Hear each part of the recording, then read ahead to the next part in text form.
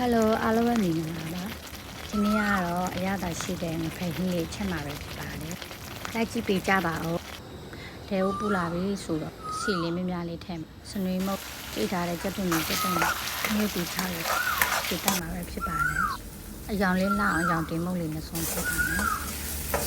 နဲ့မမွေးလေးကြိုက်တဲ့ဆိုရှင်တော့မဆလာလေးထည့်ပါမယ်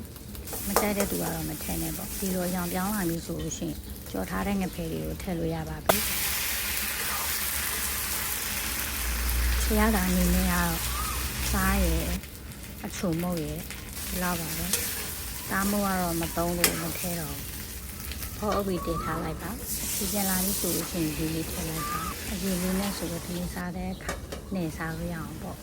အောက်နေဆူလိုက်အချင်းမဲရေလေးလောင်းထည့်လိုက်ပါအရသာလေးမအီအောင်ပေါ့ချစ်ချင်းလေးနဲ့စားလို့ကောင်းအောင်ပေါ့တအားလို့ဆူပြီးလာရေးဆိုလို့ရှိရင်တော့ငရုတ်တီတောက်လေးထည့်ငရုတ်တီတောက်ပါတော့မှုမွေးလေးဖြစ်တာပေါ့ပြီးတော့နနမီလေးအုပ်ပါမယ်ဒါတော့နောက်ဆုံးရှင်ပါဒီလိုဆက်ချင်းလေးနဲ့အရသာရှိတဲ့ငဖယ်ဟင်းလေးရပါပြီအားလုံးပဲဘိုင်ဘိုင်